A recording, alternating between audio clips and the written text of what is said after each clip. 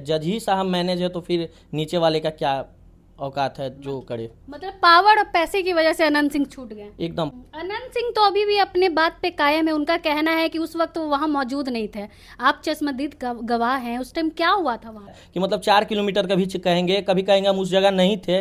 उनका तो हर एक वर्ष सुर ही बदलता है। क्या हुआ था वहाँ पे? अनंत सिंह वहाँ पे मौजूद थे उस समय? मौजूद थे, एकदम मौजूद थे। वो अपने दलबल के साथ हैं। उनके हाथ में हथियार था और उन्होंने ही गोली मारी है। डर नहीं लगता? उधर पावर है, सत्ता है और आप यहाँ अकेले हैं, आपके परिवार भी है, समाज साथ है, अब डर का क्या दिक्कत है। सवाल तो ये भी उठ रहा है कि आप नेता प्रतिपक्ष तेजस्वी यादव के पास क्यों नहीं गए, मदद क्यों नहीं मांग रहे उनसे? हम नेता प्रतिपक्ष के पास से हर संभव प्रयास किए हैं जाने का, लेकिन अभी तक वो मिलने के लिए नहीं चाह रहे हैं हमसे। आपके दादाजी तो लालू यादव के करीबी थे, फिर भी आपकी पहुंच नहीं हो पा रही है 10 नंबर के पास? नहीं, 10 नंबर के पास 2 बार हम घूम घूम के चले आए, लेकिन अंदर जाने से अलाउ नहीं किया गया अंदर जाने के लिए। गगन यादव भी यूपी से चल के आए थे, क्या उनसे कुछ बात हुई है आगे? फिर आएंगे वो, और ये जैसा सिचुएशन है, अगर ये सिचुएशन रहा तो वो फिर आएंगे और फिर लड़ाई लड़ेंगे। ये बेल जल्द ही रिजेक्ट भी होगा। मतलब हाई कोर्ट से तो वो हो गया, आप सुप्रीम कोर्ट जाएंगे? आप एकदम जाएंगे।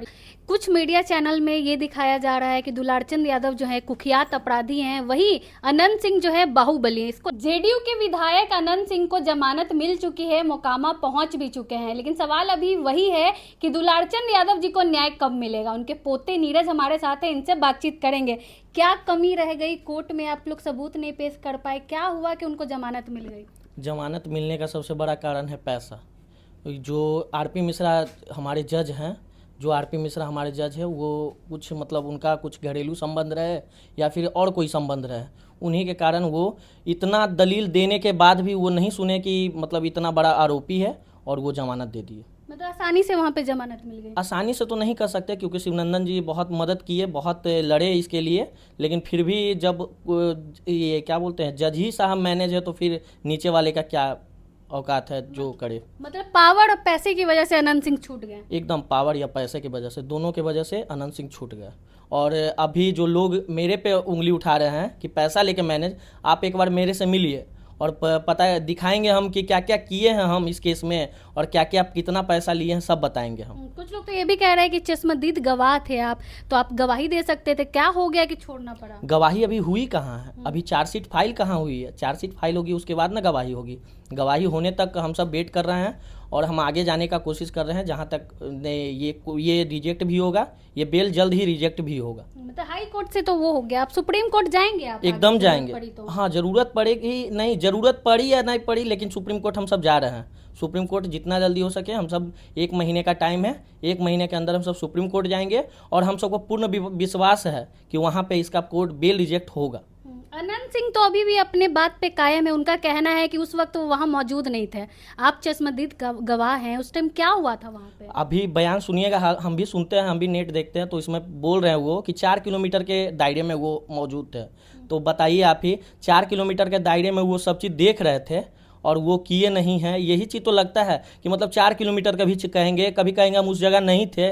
उनका तो हर एक वर्ष सुर ही बदलता है। वो कहेंगे, वो तो कह ही रहे हैं कि हम नहीं किए मर्डर, लेकिन ऐसा थोड़ी है। सब सबूत गवाह सब हमारे पास है, हम दिखाएंगे कोर्ट और सुप्रीम कोर्ट सब जगह दिखाएंगे, और जहाँ से न्याय मिलेगी वहाँ से हम न्याय लेंगे। आप भी चश्मदीद गवाह, क्या हुआ था वहाँ पे? अनंत सिंह वहाँ पे मौजूद थे उस समय? मौजूद थे, एकदम मौजूद थे। वो अपने दलबल के साथ हैं। उनके हाथ में हथियार था और उन्होंने ही गोली मारी है। अभी भी बोलेंगे हम कि उन्होंने ही गोली मारी है, और करमवीर, राजवीर, छोटन सिंह, कंजय सिंह, ये सब उनके संरक्षण में ही मर्डर किए हैं दादाजी का।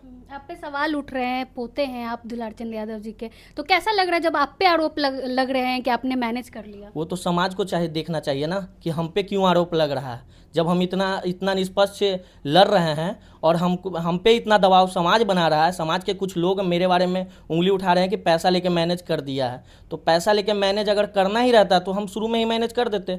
जब ये सब शुरुआत हुई थी उस समय भी ऑफर आए थे, उस समय ही मैनेज कर देते, लेकिन जज खरीदना पड़ा, क्योंकि हम अटल हैं, अभी भी अटल हैं, क्योंकि जज खरीदना पड़ा। जज खरीदने के बाद ही उनको ये बेल मिला है, और मेरे खरीदने पे बेल नहीं मिला है, उनको जज खरीदने से बेल मिला है। गगन यादव भी यूपी से चल के आए थे, क्या उनसे कुछ बात हुई है आगे? फिर आएंगे वो, और ये जैसा सिचुएशन है, अगर ये सिचुएशन रहा तो वो फिर आएंगे और फिर लड़ाई लड़ेंगे। अगर गगन यादव आएंगे, अखिलेश यादव आएंगे, चाहे जो आएंगे, फिर आएंगे, और फिर ये लड़ाई आगे भी जारी रहेगी। सवाल तो ये भी उठ रहा है कि आप नेता प्रतिपक्ष तेजस्वी यादव के पास क्यों नहीं गए, मदद क्यों नहीं मांग रहे उनसे? हम नेता प्रतिपक्ष के पास से हर संभव प्रयास किए हैं जाने का, लेकिन अभी तक वो मिलने के लिए नहीं चाह रहे हैं हमसे, और ना सत्ता पक्ष चाह रहा है मिलने के लिए हमसे, ना विपक्ष चाह रहा है मिलने के, क्योंकि तेजस्वी यादव के पास हर एक प्रयास हम कर चुके हैं मिलने का, लेकिन तेजस्वी यादव के पास कोई मिलने ले जाने के लिए तैयार नहीं है हमको। आपके दादाजी तो लालू यादव के करीबी थे, फिर भी आपकी पहुंच नहीं हो पा रही है 10 नंबर के पास? नहीं, 10 नंबर के पास 2 बार हम घूम घूम के चले आए, लेकिन अंदर जाने से अलाउ नहीं किया गया अंदर जाने के लिए। और हाल फिलहाल में भी कुछ लोगों से बात हो रही है, लेकिन वो कह रहे हैं कि अगले मंथ में बात होगी, अगले मंथ में बात होगी। तो इसी तरह का ऐसा चल रहा है जो भी है चुनाव।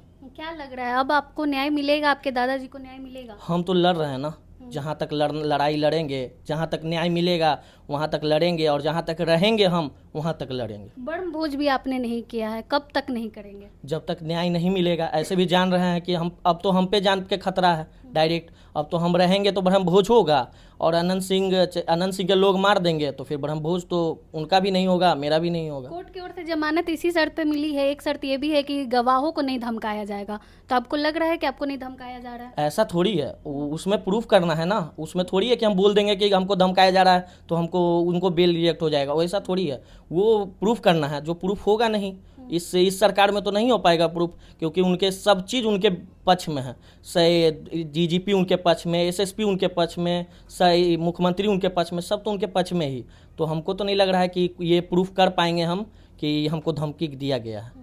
आखिरी सवाल रहेगा, कुछ मीडिया चैनल में ये दिखाया जा रहा है कि दुलारचंद यादव जो है कुख्यात अपराधी हैं, वही अनंत सिंह जो है बाहुबली हैं, इसको लेकर क्या कहेंगे? वो तो उनका अपना मानसिकता है, अब वो क्या चलाते हैं क्या नहीं चलाते उन पे हम टिप्पणी करने वाले नहीं होते। उनका अपना मानसिकता है कि उनके जात के लोग हैं, चाहे कुछ भी लोग हैं, वही ऐसा चला रहे हैं। बाकी हर समाज को देखने वाले लोग ऐसा नहीं चला रहे हैं, बाकी सब सही चला रहे हैं। और न्यूज़ पे टिप्पणी क्या ही करें हम, जैसा जिनका मानसिकता है वैसे चला रहे हैं। एक तो आपके दादाजी चले भी गए, ऊपर से उनको कुख्यात अपराधी बोला है, बुरा तो लगता होगा? बहुत बुरा लगता है कि मतलब इतना गंदा सोच के राजनीतिक कर रहे हैं, मीडिया चैनल वाले, सरकार सब कर रहे हैं। तो अब हम इसमें तो नहीं बोल सकते, क्योंकि सरकार के अंडर में वो मीडिया चैनल चल रहे हैं, कि उस मीडिया चैनल पैसों के बल पे चल रहे हैं। तो पैसे पे तो आजकल सब बिक रहे हैं, तो फिर हम क्या ही टिप्पणी करें उन सब पर। डर नहीं लगता? उधर पावर है, सत्ता है, और आप यहाँ अकेले हैं, आपके परिवार भी है, समाज साथ है, अब डर का क्या दिक्कत है? अब सब समाज साथ है। बस